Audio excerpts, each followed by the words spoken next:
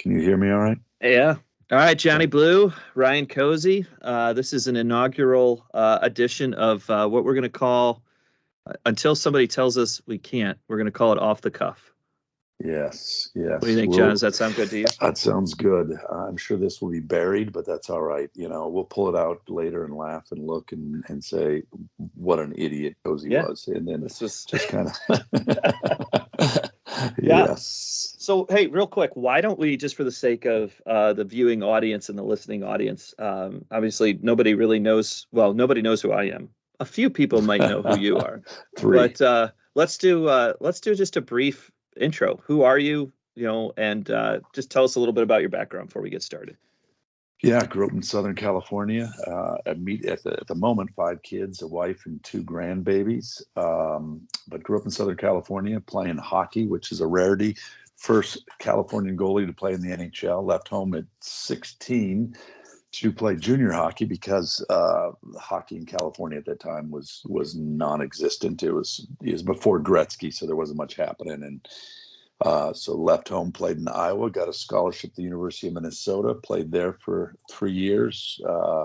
My friends like to joke because I'm one of the few people that has played in the NCAA Final Four, the Olympics, World Championships, and the Stanley Cup playoffs, and have lost in all four of those rings. And he attributes it to me that I am the factor in that. So after college, played in the Olympics, played in the NHL and in the minors quite a bit, and the natural transition was the ministry. So in the Right out of hockey, right into right out of ministry. in hockey, there's a lot of fighting and fuck you, and in church, I'll just leave it at that. So Okay. you know, Oh, fair enough. Fair enough. yes, And then, and you, yes, yeah. All right, so I'll give a little bit of a background about me as well. I did not play in the Olympics. I did not play at Minnesota. I didn't do much of anything. No, but in terms of my background, you know, kind of blue collar family. Not really a lot there in terms of the gene pool and the talent pool. But jeez, ultimately, just made my way into college, into the Midwest Bowling Green State University. come on, BG, Yeah, PG, great hockey school. That's one thing that John and I are going to be talking about over yes, the podcast time here. Is we'll get into cruiser, college. national champion, Gary Kruzich, the cruiser. Yep. yeah, Yeah. So had got I became a Christian in college. Somebody sat down, shared the Romans Road with me in my dorm room at BGSU. So we'll get into that more down the road. Eventually, kind of went into business after graduation. Then kind of went into ministry. mm. And while being in ministry, kind of kept going through graduate school, and they kept handing out degrees. I kept taking them, and Whatever. eventually did a PhD and a postdoc in organizational communication and behavior, stats background. Was in ministry for a while as a vocation. After that, thought I was going to be a prof, but ended up, God had a different plan, which is kind of how we met. Yeah. Although I knew you as a kid as a backup goalie, I did not know you as a friend, and so that was is my years in Buffalo. But yeah, eventually after being in business, being in ministry for a while, went back into business. I'm back here in the Midwest, and we've maintained a great friendship over the Yeah. years. Let Of me, which you've had great stories, and we thought we want to keep talking about this, but more in a public sphere. So, well, and let me just to explain why this works. And I'll start off with an analogy. I've been married to my wife 27 years, and we talk about that Chris is stupid smart and I'm smart stupid. And what that means and why we're such a good combination is that Chris went to USC and she can spell and read and conjugate a verb, but she'll walk in front of a freaking car. So there's not a lot of common sense. Now, me on the other hand, I can't spell. I got to read things 3 or 4 times, but I have decent common sense. So it's very similar with myself and Ryan, except for that I'm stupid, and he's smart. So Ryan underplays his he may not have gone to the Olympics as a hockey player, but his intellect is Olympic standard. Yeah. So Oh, that's I funny. think it works. We'll go stupid, stupid, smart, smart. Yeah. Well, listen, the offer still stands. If you want any one of those six on the wall, you Mm. can have it. You can have it. Jeez, there So, you go. I'll all take right. it. So I think a natural question is like, we'll get into some stories, but I think, off the cuff as an idea, right, is we've had dialogue with one Yeah, another. We kind of live in some interesting spaces. Like yeah, I'm still in the world of faith. You're still, I mean, you're a pastor, but you're in yes, the world of business. I'm in the world of business. We've yeah, got interest in faith. We've got interest in business and culture. Got interest in crypto. We'll talk more about yeah, that.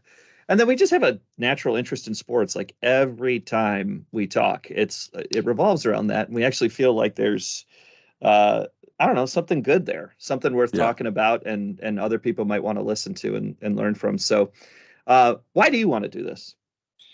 Yeah, I think, as you just stated, we have some interesting dialogue, and there's such a a difference in who we are, and but there's something that also, that brings us together. And I think, I think what people want to experience is someone that they're comfortable being able to have that dialogue with, that is maybe completely different in so many ways, but very similar in other ways. And I Yeah. think that diversity in even looking today in society, there's such a schism between right, left, liberal, conservative, black, white, red, yellow, whatever it is. And I think we need to find ways to have conversations about it. If we lose the ability to have these conversations, we lose. I mean, if we want to get extreme and get real dramatic, we could lose a nation. Yeah. Well, and I think that leads us into kind of, hey, the why we want to do this is, essentially, one, we're friends. I think it's cathartic, therapeutic for both of Yeah, us, right? yeah, But I also think that, hey, we might be tapping into, in some way, shape, or form, a larger conversation that people find themselves in. And if we can help one another yeah. and learn from one another, I think that's a pretty important thing. So we're going to focus specifically on three key things in this podcast. We're going to try to do it weekly. We're going to try to keep it to an hour. If it works well, awesome, we'll readjust. But we're going to be looking at the world of faith, the world of crypto, and the world of sports, and those things are going to Mm. interweave back and forth, stuff like that. But John, you're a pastor in Southern California. It's no secret for those of us that are a part of the Christian faith. There's just been this massive disruption that's been happening with churches in the United States. Mm. That I think it's no secret. There's a bit of an exodus going on. Um, Mhm.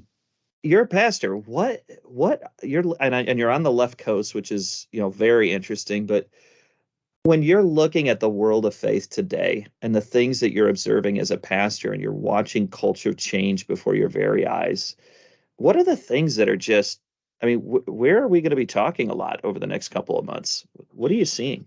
Well, I'm seeing a line being drawn, and Hmm. which I think is a good thing, because when you draw lines in life, you realize what you actually have. It's that place of ambiguity, that place of not having to make any decisions, or sitting in the comfortable places that I think hurt men and Hmm. hurt women too, obviously. But and I think that has happened too long. And I think we're getting to a place now with culture and with church where you're going to have to make some decisions, and you're going to have to say, I stand over here, or I stand over there. Hmm. California, the state of California just passed, or in the House, they are voting on a new bill, and in that bill, they are what essentially what the bill says: you do not need a court order to take a child 12 and above out of their home if a teacher, a principal, or a school psychiatrist deems that you as a parent are harming that child in some way. Mm. Just think about that for a second. That is mind blowing. Culture is starting to take over for families, Yeah. and that's dangerous. That scares me, and that goes back to we're going to have to start making some decisions and what we stand for, what that looks like, you Yeah. know, which will be very, very interesting to see who in Yeah. church. The other thing I saw, I just got back from a 7 week sabbatical, and I just started and going to different churches that I've helped plant, and churches that I didn't go to. I went to one considered what they call mega church, but other than Hmm. that, I just went to churches that were between 70 and 150.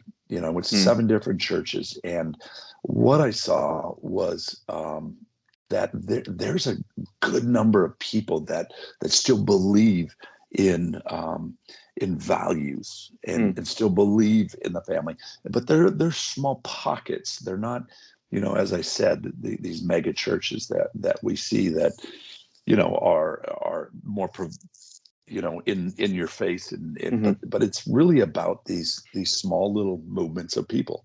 Yeah. It's interesting. Like obviously I had worked at one of those large churches that you were Yeah, talking about. I'd been there 10 years, and there I had I kind of had a little bit of a different role. I had a little bit of a measure of sanity because my job essentially was to go build partnerships, to go facilitate funds that could help start new works.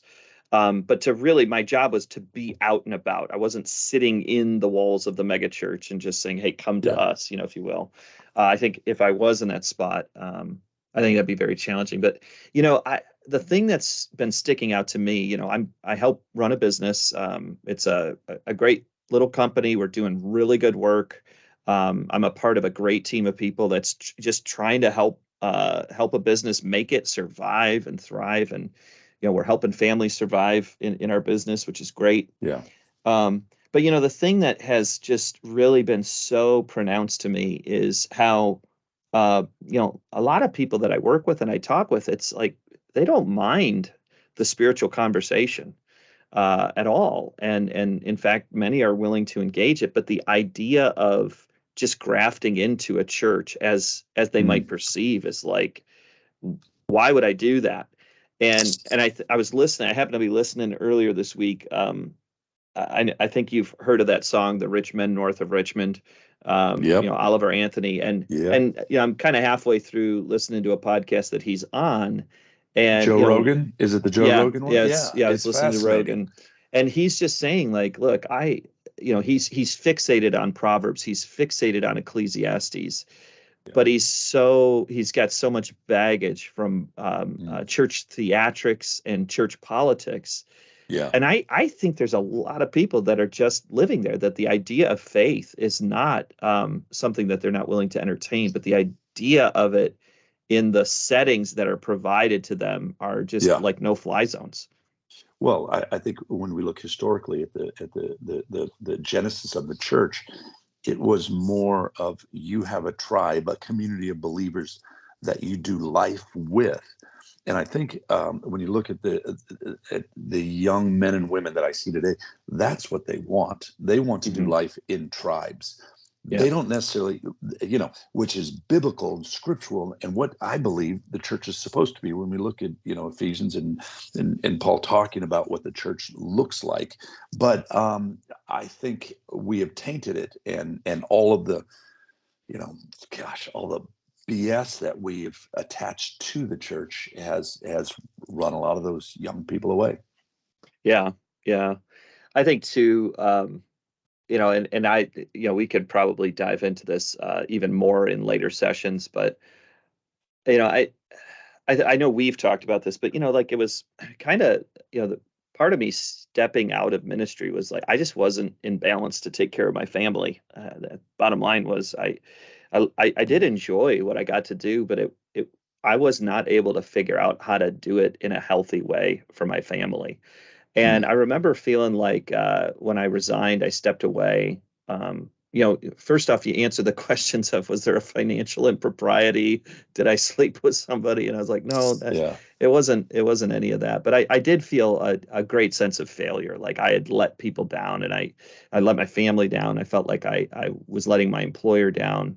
Those were things I needed to deal with. It wasn't, I don't feel like they were lording that over me or anything like that. And I've experienced a lot of grace um, over that. But there's this moment though of when you don't have that hanging over you, and you're in touch with the reality of like, look, I'm a very broken person. Hmm. I'm pursuing a life of faith. I don't feel this expectation that I got to have it all together. It's like you Hmm. start breathing new air. And I think that part of what's so challenging for people that are in the vocation of ministry is I don't know that they necessarily feel that freedom to be able to say that and to acknowledge that, because they're trying to lead a critical mass of people that lead them spiritually, keep the lights on, and Yep. survive the disruption of the vocation. I mean, that's real stuff. Yeah. Yeah. It is. I think gosh, when it becomes a profession as opposed to a calling, that's where we start to lose it. We've produced professional pastors, and calling is the one thing that will keep you in where you need to be as a minister. Yeah, And unfortunately, I think we've gotten away from that in many ways. yeah, There's several things, in life, whether it be in athletics or politics. We've gotten away from points of pain. We've gotten away from the realization is that pain is a privilege. It's a gift. And and hmm and and when you embrace and when you walk in the midst of whether it be in the church, denying yourself or not, you know, um, uh, thinking that this Jesus thing is hmm my magic genie that will answer all my prayers and everything will be great and my marriage will be great and I'll have lots of money and I'll live in the right house and I'll have sex every night and all the bullshit that we hmm really um, tell people. yeah, Look. Here's what I love about Jesus, and what I've learned through my own pain and stuff I've been through is that He never tells us it's gonna be easy. He hmm never tells us this life is gonna be sweet and easy, but we say it from the pulpit. What He says is, "I'll be with you." The simplicity of the gospel is the beauty of the gospel that I'm just going to walk with you in this. And this side of heaven, it's horseshit so many times. It's yeah, just a rough battle. yeah, I've got a son that struggles, and I said, you got dealt just a crap hand. You got dealt a bad hand. hmm But let me tell you, there are people that have worse hands, and there are people yeah, that have better hands. yeah, And this intimacy with Jesus, this relationship with Jesus, is about Him meeting me right where I'm at, and then me being able to answer the question, is He enough? right, Not is Sunday service enough? Not is reading my Bible enough? Not all those things. yeah, Is Jesus who He says He is, and is He enough? yeah, And that's the essence of this gospel, and why I'm still in this game. yeah. Well, and I think we both acknowledge this. Like, if you end up listening to this and you are fearful of being found out as like I don't have it together, trust me, there is plenty of room in this hot tub for all of us Yes. to hang out. Oh And Lord. because we do not have it together. That's part of, I think that's part of what's been so good for our friendship over the years is like it's a short list of people that when the crap hits the fan, you could pick up the phone, call, and not feel Yeah. judged. But hey, Yeah. what do you need, and how can I help? And I know I sense that with you, and I hope that you sense that with me. But yeah, Yeah. in it, There's something to commiserating with idiots. yeah, well, absolutely. Ah, commiserating with people who there's just something about it when you can walk and not going, okay, how do we make better? How Yeah, do I help you to be this or that and not just sit in it yeah, you yeah. know Well, why don't we do this? Because I mean, obviously we're going to do this every week. We're going to pick that stuff up. We're going to talk. We're going to blend in our life of faith, our walk with Jesus. What does that look like for us? But let's also talk about some of the other stuff we're interested in. So obviously, this is one that I'm like super excited about. And so I'll just share real quick on my screen. So we're going to transition into crypto and some of the cool things that are going on. John, I know that we've been engaged, like we've done a lot of stuff here. We've mined helium, we've mined Ethereum. We're trying to figure out what to do with our miners next. It sounds like maybe some chat GPT support is going to be a part of it. But, one of the big things for us that I've been looking at is in the week of crypto is there's a couple of things. Number one is the win for Grayscale. So this is the idea that if you have money in the stock market, that you could actually have a spot Bitcoin purchase in your portfolio, that you, with stock money, you can now have access to Bitcoin. And the Securities and Exchange Commission had been saying that they'd been denying the spot Bitcoin, which essentially creates a ratio like an on spot level with your owning of Grayscale Bitcoin with the actual price of the coin itself. That those they would go up at the same time, they go down at the same time. There would be no future comparison, but that they would actually correlate 100% with one another. And so this is a huge week. The SEC lost, and it looks like within the next 45 to 60 days, there's going to be 6 new spot Bitcoin ETFs that you can purchase in the stock world. And so why is this big for me? Well, I'll tell you what, I went all in. About a year ago or 2 years ago, where I took a bunch of 403b money that I had from an old job, and I went all in on Grayscale Bitcoin and Grayscale Ethereum. So this is a big week. Obviously, I happen to be an XRP holder for I was Ripple. going to say there's a couple big wins, after XRP, and then Yes. Judge delivered a big win to Yes. Ripple in that SEC case, and I that is the foundation, I think, for a lot of what we're going to see, along with Yes. what you're saying here. Yeah. And I think, I mean, to be honest, I don't know where this goes at some point. I mean, they're talking in 2030 that Bitcoin is, $1 million a coin, 2030, 2032. I've seen the case for XRP. Now, I think a ground level XRP in this next bull run, I think XRP could get to $17 to $20 if you just assume traditional math and traditional market cap, which, by the way, John, thank you for sending me that equation on the I worked hard on it. on the price point. Jeez, But if in all that's seriousness, yeah, it's had a nice little pullback. It's at, I think, what is it, at 49 cents right now, or somewhere it's right around there. low. It's Yeah, low. so it took that jump after the court ruling, but then it's pulled back, and as you're saying, it's I think it's a phenomenal buy. Yeah, absolutely. And it'll be interesting to see. Obviously, like I don't know what happens to Gensler at the SEC. I do think, as much as I'm personally not a huge fan of BlackRock. The reality is, if they're playing for a spot ETF, the chances of us all benefiting from that are very high. And I would just tell people it is so early. You are still early to get in on this train. Obviously, this is not financial advice at Yep. all. It's just something that we're interested in. But I want to link something back into this discussion that we were just having with regard to faith. One of the things that happened this week, which I want to be respectful because news is still kind of coming out about this, but I follow BitBoy Crypto. I follow around the blockchain. I've watched I don't know how many hundreds of his videos over the last few years as I've tried to get um, uh, you know uh, just bit just understanding of cryptocurrency daily, and then also around the blockchain. And one of Real quick, just give Mhm. a foundation for the people who are not crypto and who Yeah, BitBoy is, and yeah, Mr. BitBoy, Armstrong's, yeah, BitBoy Ben Armstrong. He has been. I mean, he's just been so passionate about helping people become literate in cryptocurrency, ways to make money. He taught me about the 4 year cycle of the Bitcoin run and the bull market. It's been insane what he's been able to teach me over the years. Um, And he's a little bit of a, he's a little bit of a personality for sure. But one of the things that I've appreciated about him, he's been very open with his past. He's not a perfect Mhm. person. He's had a battle with addiction. And recently, this week, they let him go. They released him from Bit by Cripple. And when I saw that come over on Twitter, I thought, like, I mean, how's this even possible? He is Good point. BitBoy. Like, how can you kick him off his channel?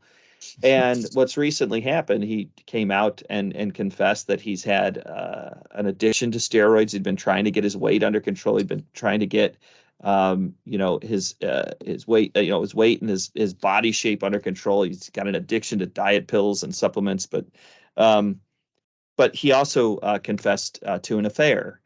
And it's interesting. Like, I know that it's like culturally, this is when we pile on.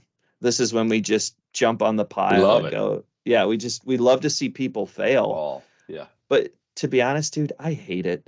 Yes. I'm so sad for one, I'm hoping the relationships can be restored. But like, this goes right back to like our interest in, like, what do we do if we are people of faith and someone has a very public fall? What can we do to help them? So I'd just be interested in your thoughts and perspective. Well, I think, gosh, there's a lot going on. There's a huge tectonic shift that's going on in culture right now, and grace feels like it's being sucked out of the room. Hmm. Grace is, I mean, grace is a beautiful thing, and why I walk in what I walk in, unmerited favor, that I have Hmm. this favor of God, which when we look at the way culture is going right now, what happens is we have this big, push on equity and equality, and what that looks like. But we need to understand what the difference between the two is, because what we're starting to see is this um, equity call that gives no room for grace when someone falls. Hmm. Look, there is. Gosh, there's so much going on in black and white. Some of my, are just the equity and what the African American community has been through. But here's what you find: there's no grace to make a mistake. Hmm. It's everything is black and white, and I mean not in a reference to skin color, but it is it is a be we have to be real careful what we want, because it always comes full circle and we get exactly what we cry out for. You know what I deserve hell, but what I want is God's grace. Yeah. I want his grace. What I need is the grace of God. Hmm. And this equality equity thing is huge. The difference between equality and equity is this: equality is treating everyone the same regardless of need. Equity treats people differently depending on the need. Mm. And Jesus uh, was all about equality. God created man in his own Mm. image. There's equality there.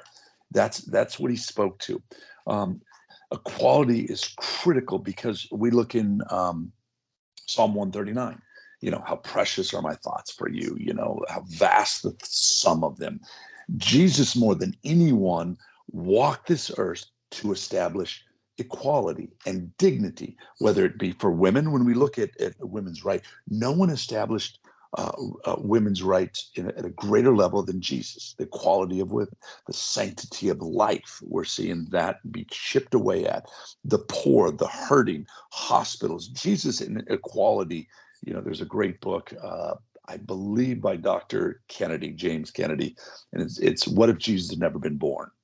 And it goes through all the things that Jesus established, and Mm. all of them were about the equality of man. That when God created man, there was neither Jew nor Greek nor slave nor free. He says in Galatians, but Jesus leveled this playing field when he created man. Mm. Now, what did Jesus say about equity? He kind of shifts. Now we're in this culture right now that is equity, equity, equity. There's a Mm. difference between the two. Jesus says this in Matthew 25. He says, I'm going to go on this journey, and I'm going to entrust my property to a few people. And Mm-hmm. it says that he gives one guy's 5, he gives another 2, and another 1, and each according to his ability. Now, what's equal about that? Where's the equity in that? But he says he gives it to each one's ability. It's not. It is, Ryan. Let's just establish this. There is nothing equitable about how good looking I am, and Yes. other people not being as good looking. Yeah. There's nothing Face for fair about radio this. right here. Face for radio right here. Conversely, there is nothing equitable about you being as smart as you are and me being as less than smart as I am. Yeah, but you have better stories. That's the bummer about it all. I never beat up a mascot in Texas. Oh, yeah, that is fun one we'll get to. We will get to that one. We will get to that. I guess, Yeah. without getting on my soapbox, and we're getting in a dangerous place. Let me bring it full circle. When you start pounding, the table, looking for equity, Yeah. and forgetting the difference between equity and quality, and grace starts to get sucked out of the room, we're all in trouble. Yeah. What do I mean by that? If you go into my past, if we go into anybody's past, and we start digging 5, 10, 20, 30 years ago, and I'm able to see everything that I've said and done, I'm done. Yeah. Oh, I completely agree. And I think that's the tenor of what I was even thinking this week as I watched kind of this saga unfold. And I'm sure there's Yeah. more that's going to happen and come out. But man, we just live in a day and in an age where, because of media, when you want to turn the temperature up on failure, when you want to turn the temperature up on brokenness, you can ruin people. And I'm sure, listen, I'm sure Ben, I watched that video and his wife forgiving him. Is powerful. And so as it relates to those things in the realm of what, it doesn't matter if it's sports or crypto or the church itself, like, we are going to be a place where how do we exercise grace and mercy and compassion, because the one who loved us and gave us that commands that of us. And I think that that's something that's going to be unique about, hopefully, where this goes in time. So we have to leave margins in our heart for grace.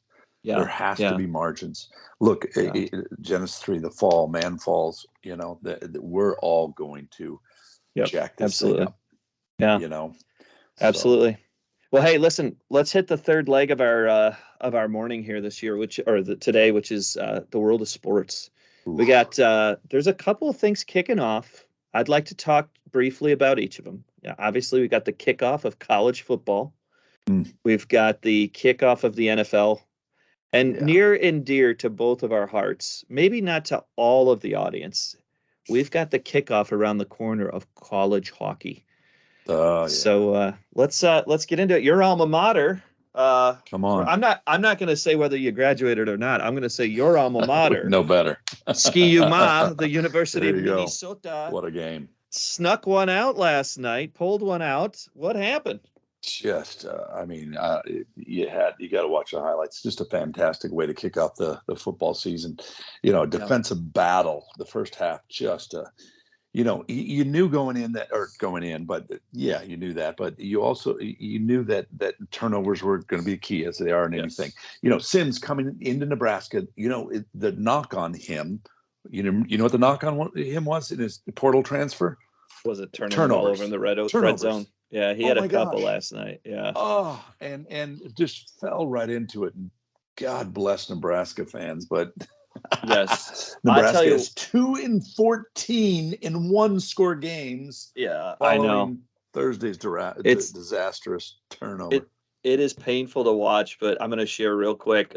If anybody has a chance to watch Will Compton, if you're familiar with Barstool and Bussin' with the Boys, he's a Nebraska alum. I tell you what, I don't know that. I mean, I'm a Michigan fan. There's a 20-year stretch here recently where it's just been rough.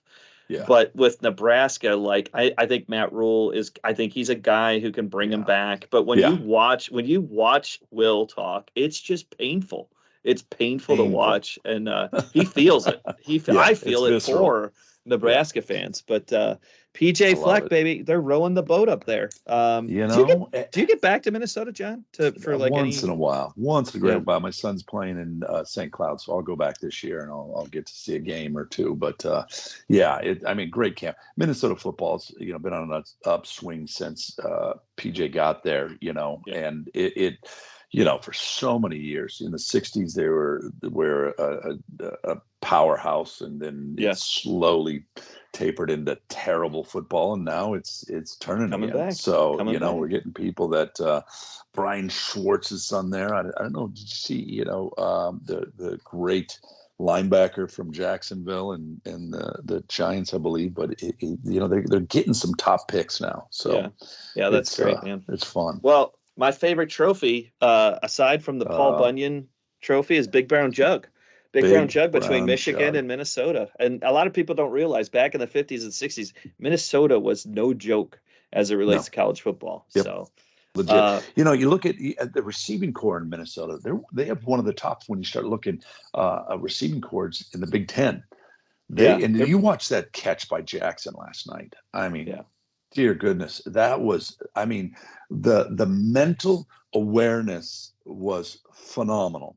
yeah, You watch him take his right. I think it was his right leg, pull it up before the left one hits down, all yeah. in the split It's second. a split second. It's Yeah, just such a great, what a great catch that yeah, was, and go, just to tie the game. But yeah. and then Dragon, that's not an easy kick, Yeah. 47 I yarder for the game 47 winner. yarder and he That's not just a missed the point after, or he just made the point after a few minutes yeah. earlier. He snuck that one in. I was like, "Oh my gosh, if he would have missed that." Oh yeah, but barely missed a 54 yarder also, Yeah. Yeah. so it was fun. But the one that everyone's waiting for, I don't know what it'll look like, is tomorrow when we see CU and Prime, Coach Yeah. Prime, Man, I TCU and I Coach gotta Prime. I was looking at their schedule and I was kind of shocked because the over under they were talking on ESPN the other day is like the over under is like 3.5 wins. I was like, oh man, I thought he'd get 5, 6, 7 wins, but Well, their schedule's no no, joke. and he said even early on, he said, "Look, this is I'm gonna take this program down to the studs, and I'm gonna rebuild it." Yeah. So I think if you could see 5 or 6 wins, that's a hell of a year, because he literally has cleaned house. Yeah. I don't know if you watched what the NCAA's decision. They denied the eligibility for All-American transfer Tyler Brown. Did you see that? I did not. Yeah. No. So in this transfer portal, all gosh, Tyler Brown began it. He started at Louisiana and transferred to play last state year at I think it was Jackson State. Okay. Understand? Is that where he Yeah. was? That was the Under HBC. Sanders. Yeah. Jackson Yeah. State. Yeah. Hmm. Yeah. So, he was looking for this transfer, but the NCAA said something like, because you need a mental health issue to get your waiver of eligibility. I don't know. It was, Uh, but our boy Prime went off. oof. Yeah. Yeah. Well, let me tell Well, you, incredible respect for that man. But go ahead. yeah. What were you going to I say? no. I was just it's that guy's his excitement is like infectious. I've only been around the one person I was around early on at BG that like I just was like, man, I want to run through a wall for this guy. It's not going to be a popular take with Michigan fans, but it was Urban Meyer. I just was like, Yeah. this guy is the most motivating person I've ever been around in my entire life, and I'm not even playing college football, but I want to put a helmet on and run through a wall for this guy. It Yeah. seems like Sanders does the same. Like Similar he's thing. got it. He's got that motivation. Have you Um, seen the Netflix special I on the haven't. swamp? Yeah, it's No. gotten great reviews. Highly, I haven't seen it, but I've got great recommendations. But yeah, to your point with Sanders, same thing. Here's where I give this man props. He has faith. He is Yeah. a He's a God fearing strong man. person of faith. He Yeah. does not curse. You listen to him. He is taking a stand and will not curse. And let me tell you, being any college sport, being Yeah. at any level of coaching in pro or college, I've never seen anything like that. Yeah. The second, and probably more importantly than that, is his commitment to raise men. Yeah. He's Yeah. fully aware of young black men that come through his program that have gone through difficulties in life, or Yeah. single mothers that have been raised. He's like, you listen to him. He's like, my job and that I'm excited about is raising young men, Yeah. and he doesn't mess around. Yeah. He doesn't. There's no woke agenda in that locker room. Yeah. He tells it like it is. Yeah. Interesting stuff. All right. Well, on the realm of Michigan, so there's not much going Uh, on right now. Obviously, we're opening up this weekend. I'm a diehard BGSU fan. I will be rooting for BGSU when they play Michigan in the Big House. I will be there. My daughter will be marching for the Falcons, so I'm very excited ah, about that. But yeah, I'm really excited. I don't think Bowling Green's going to win. I want them to win, but in reality, I think yeah, not a Michigan, which chance. really is my team that I follow faithfully. I've got Ohio State tickets this year, so that's going to come into the discussion later this year. Hopefully, it's going to be a good win in the Big House, but I'm excited for this year. It's going to be weird not seeing Harbaugh on the sidelines. Although I love the fact that he put his dad as the as the So good, coach. so good, And and by the way, Jack his son, Harbaugh, right? yeah, and Jack Harbaugh. Do you know where he went to school? BG. BGSU, baby, Come on, baby. Did he put his BGSU. son in as one of the coaches for one of the other games? Is that right? Did I Yeah, hear? Jay Yeah, Harbaugh. yeah. Yep, he's got Jack is kind of helping out, and they've got the coordinators are doing a game. Yeah, It'll just be middle interesting finger to to the see. NCAA. I Yeah, love it. I I have love a that. real hard time respecting the NCAA, but all right. Hey, Did, let's talk NFL real quick. I know it's a couple weeks away. yeah, Um, I I follow the Bills because I spent half my life in Buffalo, but I am a diehard Browns fan. It's I'm so excited, I'm so hopeful. And in yeah. fact, the picture I wanted to bring, I saw this. I got a buddy of mine, this guy McNeil. I follow him on Twitter, but this is who I am right now, which is Oh, essentially I'm not going to get jeez. too excited about the season, and Yeah, then also be the first crisp morning of the year, which was this morning. If I yeah. had this outfit, John, I would That's have been wearing it perfect. today. I would have That been is saying, absolutely perfect. That's embarrassing. go Jeez. Browns. If it's Brown, don't flush it down. Jeez. Who's your team? Are you Yeah. Cowboys? Well, I was a Tom Brady Yeah. fan, so I Yeah. followed him from New England, being in Boston, followed him to down to Tampa Bay, and now he's with the Raiders. Is a I like Carr in Yeah. New Orleans. I hated, but I like Carr. So Okay. I love the Cowboys, but they're so freaking disappointing. I don't even know what to do with them. I am an Aaron Rodgers fan, so that'll Mhm. be interesting. That the big question there: how fast can Aaron Rodgers get this offense going, get them on Yeah. the same page, is Hackett, which that was a great little controversy with Hackett early on with him and uh, Denver's coach. I just went blank, Sean Payton.